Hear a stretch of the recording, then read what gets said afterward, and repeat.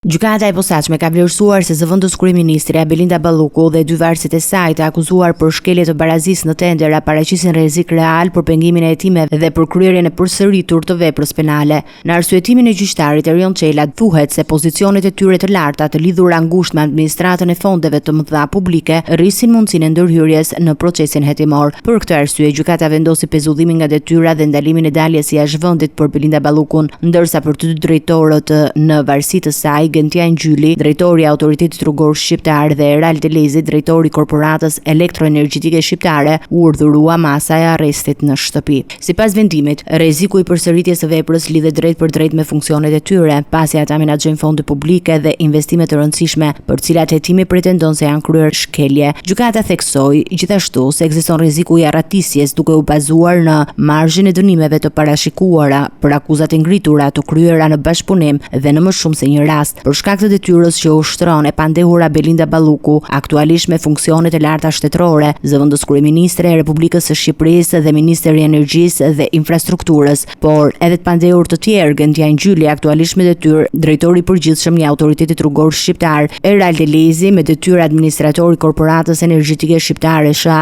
ekziston mundësia që ata mund të ndërhyjnë dhe të ndikojnë në prishjen ose asgjësimin e provave, në krijimin e rrethanave që vështirësojnë mbledhjen e provave. Kjo nisur nga fakti që organi i procedurës po verifikon çdo dokumentacion të administruar nga institucionet, citohet në vendimin e GJKK-s. Një tjetër element i rëndësishëm në arsyetimin e gjykatës është rreziku i prishjes së provave, të cilat sipas saj ndodhen kryesisht në dokumentacionet zyrtare të institucioneve që të dyshuarit drejtojnë ose kanë drejtuar. Balluku dhe varësit e saj akuzohen për shkelje të barazisë në tendera në dy procedura të mëdha, tenderin për tunelin e Dogaras në vlerë 180 milionë euro dhe atë të lotit 4 të Unazës së Madhe me vlerë 20 milionë euro. Hetimet mbi këto çështje vijojnë në gjykatën e posaçme.